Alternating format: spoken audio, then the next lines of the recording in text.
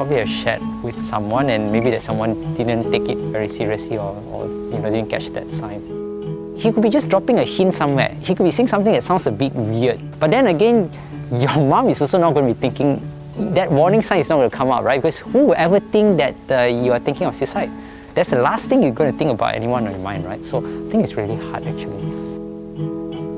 What I get when I listen to people on the phone who are suicidal is that, okay, basically all of us have an ability to cope, right? It's like kind of like carrying a burden, right? If most of us can carry 10 kg. If you carry one bag, that's 10 kg, you can probably cope. You carry another bag that's 20 kg, you can probably cope. But if I keep throwing bags on top of your bag, eventually your bag's just going to crack, no matter how strong you are, you see. Some people are quite lucky, they don't have that much burdens. I mean, in the sense, they come from a family that's very supportive, they don't go through that many challenges, and when they go through challenges, they know how to cope with it. Other people, they do not have such supportive network of family or friends, and then they happen to just be in a bad situation where they are thrown in with a whole bunch of bad things that just happened to them at one time. And they just have no idea to cope. And so suicide is actually, I mean, some psychologists say this, suicide is like a way of escape. Like, I've got all these bags on top of my back and I just can't carry them anymore. And I can't think of any other way except suicide. The statistics show, again, I hate to go on with numbers, but the statistics do show, not only from other countries, but from the Ministry of Health in our country, that within the next 20 years, suicide will be the third leading cause of death among the young generation in Malaysia. If you guys are hit so badly by this, then, I mean, this is something that we all need to be concerned about, yeah. There's always a degree of ambivalence, meaning that sometimes you're thinking, I'm going to do it, and then the other time you're thinking, no, I shouldn't do it. I'm going to do it, I'm not going to do it. But there will always be a period where there's this internal battle going on in your mind.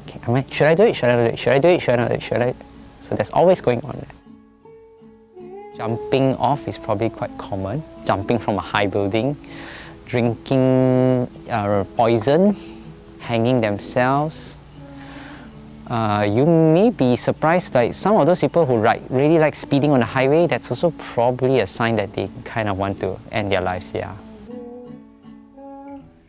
Using the word commit sounds too harsh, it criminalizes them, it stigmatizes them. I personally don't think there should be such a law, and what I understand is that this law is basically a carryover from the British legal system that we used to have, because a lot of law that we have actually came from the British when they colonized us, so I think the law is still there.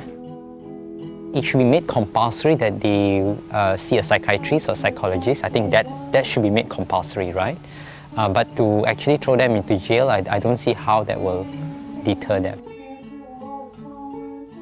When someone makes a decision for themselves, they will actually appreciate that that's the best decision. So our job is to actually help that person to reach a state of calmness where at least some of that load on their back is actually taken off, so that they're actually calm enough to come to that decision and say, okay, right now my life is in a mess and this is what I need to do to make my life better. It's a form of interaction called active listening. So this is like one of the foundational skills that most psychologists will need to have. It is not the only skill, but it's one of the foundational skills. I'm acknowledging that you're having that feeling, that emotion. I'm saying that it's okay for you to have that emotion. I'm not saying that, hiya, you shouldn't feel that way, you are a blah blah blah blah, whatever, you shouldn't feel that. I'm saying it's okay for you to feel that way. It's okay for you to feel suicidal.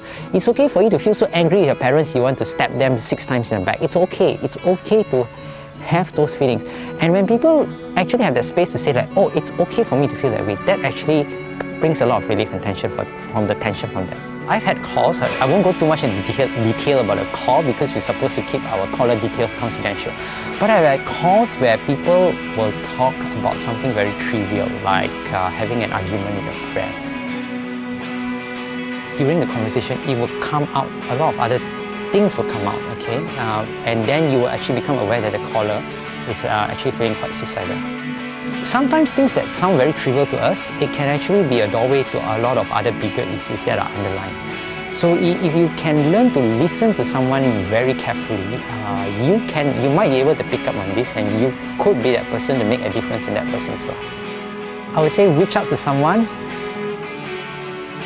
at this time you might feel there's absolutely no hope and that no one cares, believe me, that out there there's someone that cares. Someone out there does care. Even a total stranger may actually care whether you live or die. So just reach out if you can. Okay? That's what I'll say, just simple as that.